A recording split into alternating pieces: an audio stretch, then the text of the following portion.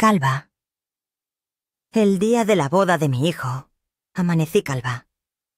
Mi nuera me había dejado una nota. Ahora tienes el aspecto que te corresponde, vieja ridícula. Gracias a Dios, lo hizo justo el día en que planeaba transferirles 120 millones de dólares de mi herencia.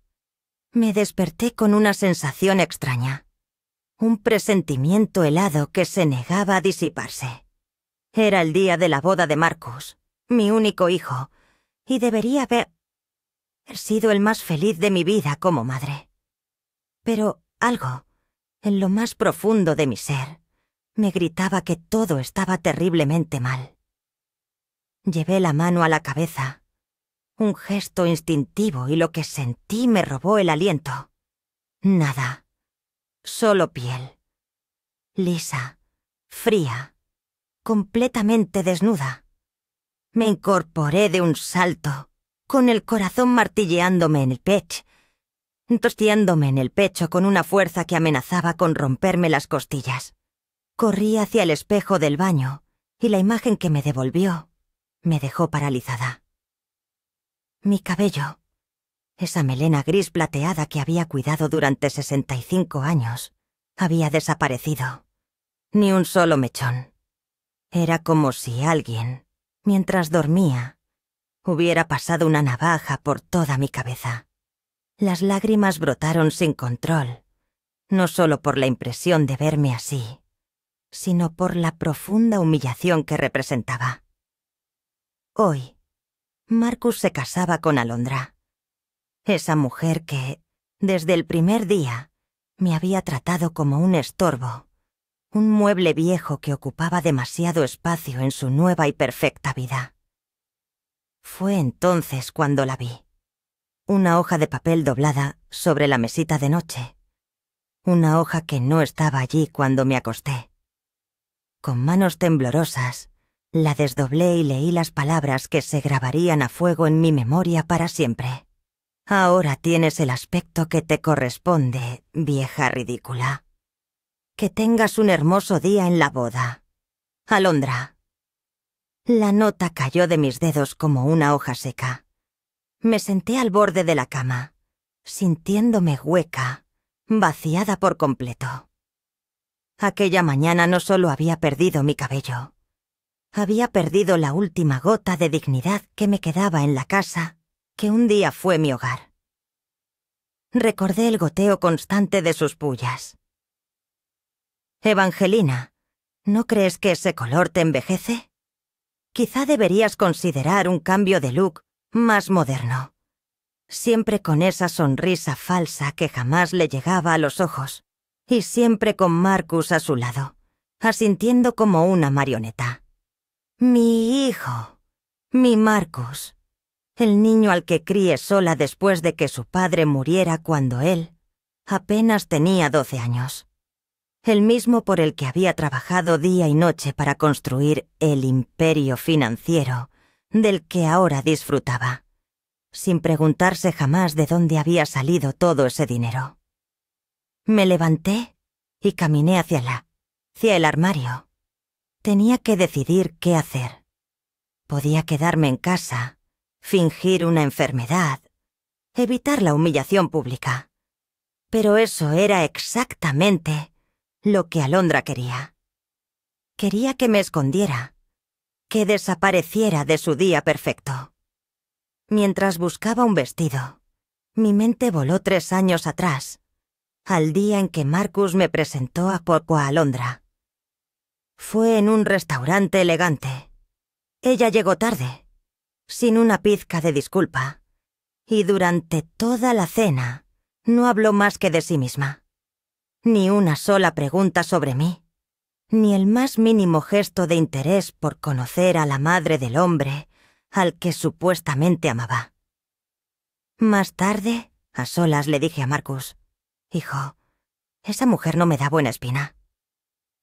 Él me respondió con una frialdad que nunca antes le había visto. «Mamá, Alondra es la mujer de mi vida. Si no puedes aceptarla, quizá debamos tomar distancia». Distancia. Esa palabra se convirtió en nuestra realidad. Marcus empezó a visitarme menos, a llamar solo cuando necesitaba algo. Las cenas familiares se volvieron tensas, llenas de los comentarios pasivo-agresivos de Alondra y los silencios incómodos de Marcus. Pero hoy era diferente. Hoy, después de la ceremonia, planeaba transferir $120 millones a su cuenta conjunta. Era mi regalo de bodas, mi forma de asegurar que mi hijo jamás conociera la necesidad. Miré mi reflejo una vez más. La mujer calva que me devolvía la mirada no era la Evangelina fuerte que había construido un imperio desde la nada. Era una mujer humillada, rota. Tomé el teléfono y marqué el número de mi estilista. «Necesito que vengas de inmediato», le dije con voz firme. «Trae la mejor peluca que tengas». Si Alondra creía que esto me destruiría, estaba muy equivocada. Mientras esperaba, los recuerdos me invadieron. Recordé el día que murió Roberto, mi esposo. Marcus tenía 12 años, yo 32. En aquel frío pasillo de hospital, solo podía pensar, ¿cómo voy a criar a Marcus sola? Roberto había sido el cerebro financiero de nuestra pequeña empresa. Yo apenas sabía llevar las cuentas. Pero esa noche, después del funeral, mientras Marcus dormía llorando en mis brazos, tomé una decisión. No iba a permitir que mi hijo sintiera jamás la inseguridad económica. Los primeros años fueron brutales. Trabajaba desde el amanecer hasta la medianoche. Aprendí de inversiones, de mercados, de negocios. Cometí errores que me costaron miles de dólares, pero cada error fue una lección. Marcus nunca supo de mis noches en vela, de mis sacrificios. Para él, el dinero simplemente apareció, como algo que merecía por derecho de nacimiento. «Mamá, necesito dinero para el apartamento». «Mamá, Alondra y yo queremos ir a Europa». Nunca eran peticiones, siempre eran exigencias veladas, como si mi dinero fuera una extensión del suyo. Y yo se lo daba. Siempre. Porque había trabajado tanto para darle una vida cómoda que olvidé enseñarle el valor del esfuerzo. La llegada de Alondra solo empeoró las cosas. Se comportaba como la dueña de mi casa. «Evangelina, ¿no crees que Marcus y yo necesitamos más privacidad?», me dijo una vez. «Quizá deberías mudarte a un lugar más pequeño, más apropiado para tu edad». Marcus no dijo nada. Siguió cortando su filete como si no hubiera oído a su prometida sugerir que me marchara de la casa que yo misma había pagado. Hace 6 meses, en la cena de Navidad, Alondra sentenció: «Marcus y yo creemos que sería mejor si tuvieras un rol menos activo en las decisiones familiares». Marcus asintió, con la vista clavada en su plato. Esa noche lloré hasta el amanecer, no solo por el rechazo, sino por la ingratitud, por la sensación de haber criado a un extraño. Pero a pesar de todo era mi hijo, y cuando me dijo que quería casarse, decidí hacer el gesto más grande de mi vida. Preparé la transferencia de los $120 millones, prácticamente toda mi fortuna líquida. «¿Está segura, señora Evangelina?», me preguntó mi abogado. Le respondí que sí. Creí que quizá, solo quizá, ese gesto le recordaría a Marcus quién era su madre. El timbre me sacó de mis pensamientos. Era mi estilista. «Evangelina, querida, ¿qué ha pasado?», preguntó, horrorizada al ver mi cabeza. «Un pequeño accidente», mentí. «Necesito que me ayudes a estar presentable para la boda de mi hijo». Mientras ella trabajaba, me miré en el espejo y tomé una decisión. Iría a esa boda, sonreiría y daría mi discurso en el brindis. Pero algo dentro de mí había cambiado para siempre. Llegué a la iglesia 1 hora antes, con mi peluca perfecta y mi vestido azul marino. Parecía la madre orgullosa que todos esperaban. Pero por dentro, un peso enorme me oprimía el pecho. Me senté en una de las bancas del fondo, cuando escuché una voz familiar. Era Marcus hablando por teléfono en el vestíbulo. Su voz sonaba tensa. No puedes venir ahora. La ceremonia es en 1 hora. Hablaremos después de la luna de miel. Te lo prometo. Algo en su tono me hizo levantarme y caminar en silencio hacia él. Estaba de espaldas, escondido tras una columna. Sí. Ya sé que es difícil mantenerlo en secreto, continuó. Pero cuando tengamos el dinero de mamá, todo será diferente. Podremos estar juntos sin escondernos. Sentí un golpe en el estómago. ¿De qué dinero hablaba? ¿Y con quién quería estar? «Escucha, Valeria», dijo Marcus, y mi mundo se vino abajo. Valeria, su secretaria. Una mujer con la que, al parecer, mi hijo tenía una aventura mientras se preparaba para casarse con Alondra. Después de hoy, todo cambiará. Mamá va a transferir 120 millones. Con eso, podemos irnos a donde queramos. Solo necesito que tengas paciencia unas semanas más. Me acerqué más, con el corazón desbocado. Alondra no sospecha nada, continuó. Está tan obsesionada con su boda perfecta que no ve más allá. Y mamá, bueno, mamá está tan desesperada por complacerme que haría cualquier cosa por verme feliz. Desesperada por complacerlo. ¿Así me veía mi propio hijo? No me siento mal por esto, dijo, respondiendo a una pregunta de Valeria. Alondra sabía en lo que se metía. Ella también quiere el dinero. Es un matrimonio de conveniencia. Y mamá, ella ya ha tenido una buena vida. Es hora de que disfrute de su jubilación. Jubilación. Como si yo fuera una empleada a la que se puede descartar. Después de la transferencia esperaremos unos meses, explicaba con una frialdad que me heló la sangre. Le diremos que necesitamos espacio, y con el tiempo la convenceré de que se mude a una residencia para personas mayores. Es lo normal a su edad. Una residencia. Querían deshacerse de mí. Escuché pasos y me alejé, fingiendo admirar las flores. Marcus apareció, sonriente. «Mamá, qué guapa estás».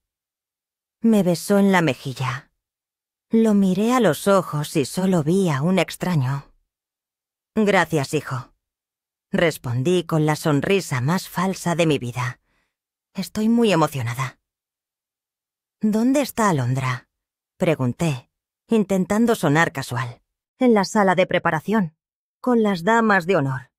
Está un poco estresada, ya sabes cómo son las novias. Creo que iré a darle mis mejores deseos», dije. Caminé hacia la sala con las piernas temblando. La puerta estaba entreabierta. Escuché risas y la voz de Alondra, clara y nítida. «Chicas, en unos meses seré oficialmente rica. Marcus no tiene ni idea de que ya he contactado a un abogado de divorcios. Con las leyes de bienes gananciales, me corresponde la mitad de todo lo que recibamos hoy». Mis piernas casi cedieron. Alondra también tenía un plan. «¿Y la vieja?», preguntó una de sus amigas riendo. «Evangelina es dócil, no será un problema», respondió Alondra con un desdén que helaba la sangre. «La tengo justo donde quiero, comiendo de mi mano. En cuanto el dinero esté transferido, convenceré a Marcus de que la internemos en algún sitio. Esa mujer ha vivido demasiado tiempo creyéndose la dueña de todo».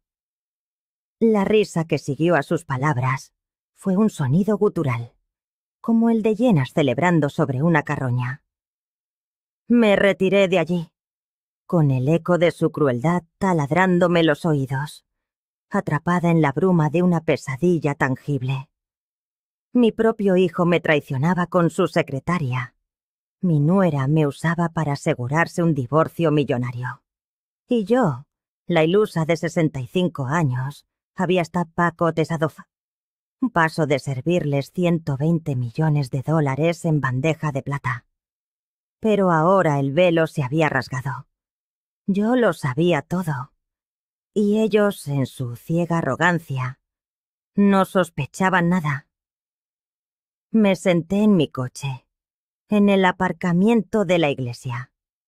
Las manos me temblaban al sostener el teléfono. Mi mundo entero hecho añicos en cuestión de minutos. Sin embargo, por extraño que parezca, por primera vez en años, me sentía completamente lúcida. Marqué el número de mi abogado, David Hernández, mi socio legal de confianza durante las últimas 2 décadas. Respondió al segundo timbrazo. Evangelina, ¿cómo está? ¿Todo listo para la gran transferencia de esta tarde? David, necesito que canceles inmediatamente la transferencia programada, dije, luchando para que mi voz no se quebrara, para que sonara firme como el acero que empezaba a forjarse en mi alma. Hubo una pausa al otro lado de la línea. ¿Estás segura, Evangelina? Los documentos están listos. Solo falta su autorización final después de la ceremonia. Completamente segura, afirmé. Y necesito que vengas a mi casa mañana, a primera hora. Tenemos que hacer algunos cambios importantes en mi testamento. Por supuesto, Evangelina. ¿Ha ocurrido algo? Digamos que he tenido una revelación muy esclarecedora sobre mi familia. Tras colgar, me quedé en silencio, observando a los invitados que llegaban a la iglesia. Familias enteras vestidas con elegancia, amigos de Marcus y Alondra, gente que yo conocía desde hacía años. Todos acudían a celebrar lo que creían una unión de amor, sin saber que estaban a punto de presenciar la farsa más elaborada de sus vidas. Pero yo conocía la verdad, y ahora debía decidir qué hacer con ella. Podía confrontarlos, destapar el engaño, cancelar la boda y exponerlos ante todos. Pero mientras sopesaba esas opciones, comprendí que ninguna me daría la justicia que mi corazón anhelaba. Ellos habían pasado meses, quizás años, tejiendo su red de mentiras para usarme y desecharme. Merecían algo más, algo a la altura de su engaño. Regresé a la iglesia justo cuando la ceremonia daba comienzo. Caminé por el pasillo central hacia mi asiento en primera fila, sonriendo y saludando a los conocidos, como si fuera la madre más feliz del mundo. Marcus me vio y me dedicó una sonrisa nerviosa. Alondra, radiante en su vestido de encaje francés de $15,000, me saludó con un leve gesto. ¡Qué perfectos se veían! ¡Qué convincentes en sus papeles de novios enamorados! Mientras el sacerdote hablaba de amor, confianza y fidelidad, yo planeaba mi siguiente movimiento. Escuchaba sus votos, promesas vacías que sabía que ninguno pensaba cumplir, y una extraña calma se apoderó de mí. ¿Alguien conoce alguna razón por la que esta pareja no deba unirse en santo matrimonio?, preguntó el sacerdote. Por un instante consideré ponerme en pie. Imaginé sus rostros desencajados, el caos, la humillación instantánea. Pero permanecí en silencio. Mi plan era mucho mejor. Cuando los declaró marido y mujer, aplaudí con el resto. Cuando Marcus besó a Pina Alondra, sonreí como la madre orgullosa que todos esperaban ver. Y cuando recorrieron el pasillo de vuelta, me levanté y los seguí hacia la salida. En la recepción, interpreté mi papel a la perfección. Saludé a los invitados. Elogié la belleza de Alondra y la felicidad de Marcus. Bailé con mi hijo cuando me lo pidió, aferrándome a su brazo mientras susurraba: «Mamá, significa todo para mí que estés aquí. Sé que las cosas han estado tensas, pero quiero que sepas que te amo». Lo miré a los ojos, esos mismos ojos que habían mentido con tanta facilidad. «Yo también te amo, hijo. Siempre lo haré, sin importar lo que pase». Él sonrió creyendo que aceptaba su matrimonio. No tenía ni idea de que mis palabras eran el preludio de su caída. Cuando llegó el momento del brindis, Marcus se acercó a mí. «Mamá, ¿te gustaría decir unas palabras?» «Por supuesto, hijo. Sería un honor». Marcus pidió silencio y todas las miradas se posaron en mí. Alondra me sonrió desde la mesa principal, con esa sonrisa falsa que había perfeccionado durante 3 años. «Gracias a todos por acompañarnos en este día tan especial», comencé, con voz clara y potente. Como madre de Marcus, no puedo expresar la emoción que siento al ver a mi hijo casarse con la mujer que ama. Hubo un murmullo de aprobación. Hace 33 años, cuando nació Marcus, le prometí que siempre lo protegería, que pondría su bienestar por encima del mío, y he mantenido esa promesa. Hoy, como regalo de bodas, tenía planeado transferir $120 millones a la cuenta de los recién casados. Un jadeo colectivo recorrió el salón. Marcus se puso rígido a mi lado. Los ojos de Alondra brillaron con pura codicia.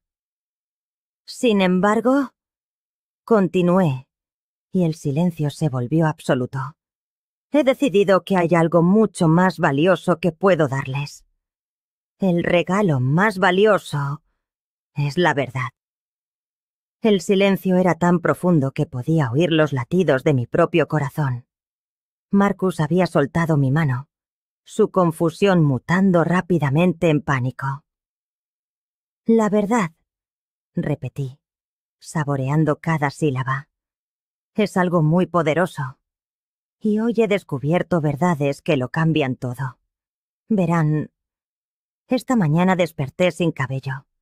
Alguien decidió rapármelo mientras dormía, dejándome una nota muy reveladora.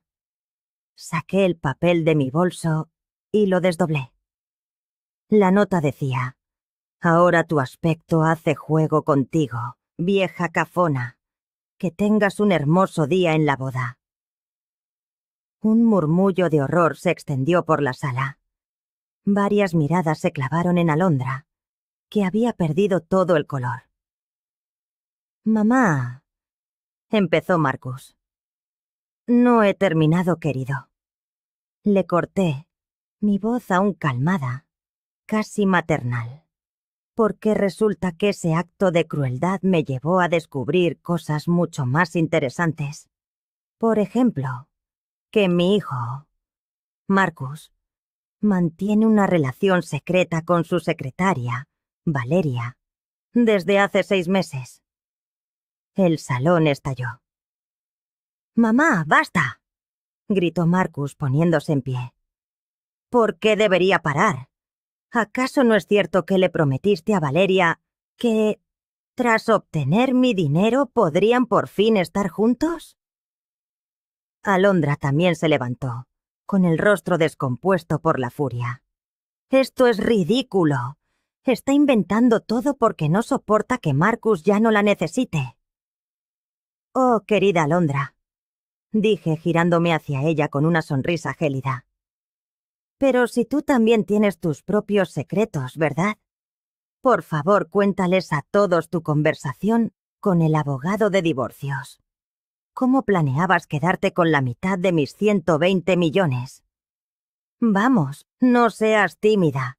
Cuéntales cómo pensabas convencer a Marcus de internarme en una taza. Una irresistencia en cuanto tuvieras el dinero. ¿El salón Era una tumba. Marcus se desplomó en su silla, sin aliento. ¿De dónde saco todo esto? Lo interrumpí, mi voz resonando con fuerza. De tu propia boca, Marcus. Te escuché esta mañana hablando con Valeria. Y a ti, Alondra. Te escuché en el salón de preparación, presumiendo ante tus amigas. ¡Mentirosa!, explotó ella. Esta vieja loca está celosa. ¿Celosa?, repetí, y mi voz por fin se quebró. No de debilidad, sino de una furia incontenible.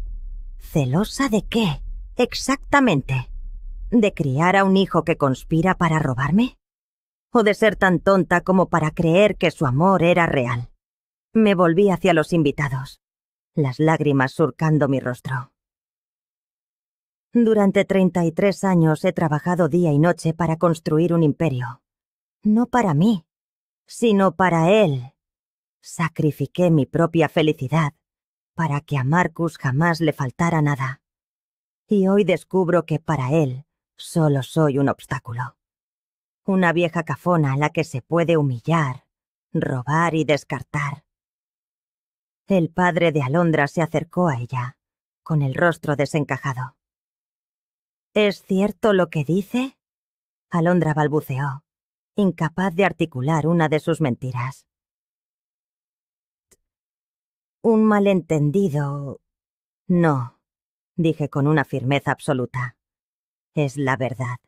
Y la verdad es que ustedes dos merecen exactamente lo que van a recibir. Nada. Caminé hacia la salida, pero me detuve en el umbral. Ah, y sobre los 120 millones, dije, girándome una última vez. Esa transferencia fue cancelada esta mañana. Considérenlo mi verdadero regalo de bodas. La oportunidad de construir su vida juntos. Sin el dinero de la vieja cafona. Salí del salón al son de los gritos de Alondra y las súplicas de Marcus. Caminé hacia mi coche sintiendo, por primera vez en años, que respiraba aire puro. El caos a mis espaldas era la banda sonora de mi liberación. Apagué el teléfono que no dejaba de sonar y conduje hacia mi casa. Al llegar, el silencio me recibió como un viejo amigo. Me senté en mi salón favorito y me quité la peluca. Mi cabeza calva ya no era un símbolo de humillación, sino mi corona de libertad. Alondra había querido destruirme, pero solo me había dado el impulso para renacer. Al día siguiente, David llegó temprano. Evangelina, he visto los vídeos en redes sociales. ¿Está usted bien? Mejor que nunca, David, respondí. ¿Has traído los documentos? Mi Nuevo Testamento era simple. Toda mi fortuna se destinaría a zapas y a fundaciones que ayudan a mujeres viudas a emprender. Marcus no recibiría ni un centavo. Podría impugnarlo, advirtió David. Que lo intente. Tengo grabaciones. Cualquier juez entenderá mi decisión. En las semanas siguientes lo intentaron todo. Súplicas, amenazas, chantaje emocional.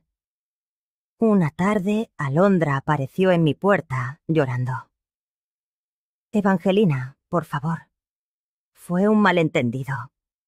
Queremos empezar de nuevo. Tener una relación real contigo. La miré a través de la puerta entreabierta. Un abismo infranqueable entre nosotras. ¿Una relación real?, repetí. Y una sonrisa amarga se dibujó en mis labios. Querida, ustedes dos no sabrían qué hacer con algo real, aunque les salvara la vida. Y la mía, por fin, ha comenzado de nuevo. ¿Te refieres a un lugar donde se me respete como ser humano y no como a un cajero automático? Sí, exactamente eso, musitó, con un torrente de lágrimas surcando sus mejillas. Hemos aprendido la lección. Me alegra saber que han aprendido algo, repliqué con una calma que me sorprendió a mí misma. pero su educación ya no es mi responsabilidad. Cerré la puerta, y esa vez fue para siempre. 2 meses después, llegaron a mis oídos rumores, a través de conocidos comunes, de que Marcus y Alondra se habían divorciado. Al parecer, en cuanto se hizo evidente que no habría herencia alguna, el castillo de naipes, que era su vida en común, se vino abajo estrepitosamente. Marcus había intentado aferrarse a su relación con Valeria, pero ella también lo abandonó al descubrir que el acceso a la fortuna familiar se había cerrado para siempre. Alondra tuvo que volver a casa de sus padres, buscando trabajo por primera vez en años. Marcus, por su parte, se vio obligado a vender su coche de lujo y a mudarse a un apartamento minúsculo. Uno podría pensar que sentí una punzada de satisfacción al enterarme, pero la verdad es que no sentí absolutamente nada. Eran ecos de un mundo que ya no me pertenecía. En su lugar, volqué toda mi energía en construir una vida nueva, una que fuera enteramente mía. A mis 65 años, decidí por fin hacer todo aquello que había postergado durante décadas, ocupada como estaba en desempeñar el papel de la perfecta matriarca y proveedora. Me apunté a clases de pintura, un anhelo de juventud que había quedado sepultado bajo el peso de las obligaciones, y descubrí un talento innato para los paisajes. Mi instructora Carmen, una mujer de mi edad que también había sacado adelante a sus hijos sola, se convirtió en una de mis mejores amigas. Recuerdo sus palabras un día, mientras nuestros pinceles danzaban sobre los lienzos en el parque. Es increíble cómo florecemos cuando por fin nos damos permiso de ser la prioridad. También empecé a viajar. Mis pies pisaron por fin las calles de Italia, los campos de Francia, los templos de Japón, todos esos destinos que siempre había tachado de inalcanzables, lujos imposibles, mientras la responsabilidad familiar recaía sobre mis hombros. Fue en uno de esos viajes, en la Toscana, donde conocí a Roberto, un viudo italiano de 70 años. Lo nuestro no fue un flechazo, sino algo mucho más profundo. Un reconocimiento. Como si 2 almas se encontraran en el reflejo de la otra. Éramos 2 personas que habían entregado su vida al cuidado de otros y que, al fin, estaban aprendiendo a cuidarse a sí mismas. Mi esposa siempre decía que cuando los hijos se van, uno tiene que volver a aprender quién es sin ellos. Me confesó Roberto una tarde, mientras el sol del atardecer teñía de oro los viñedos. Pero creo que se equivocaba. No se trata de volver a ser quien eras, sino de descubrir quién puedes llegar a ser. Roberto tenía razón. No intentaba recuperar a la Evangelina del pasado. Estaba esculpiendo, día a día, una versión completamente nueva de mí. 1 año después de aquel desastroso día de la boda, tomé la decisión de vender la casa familiar.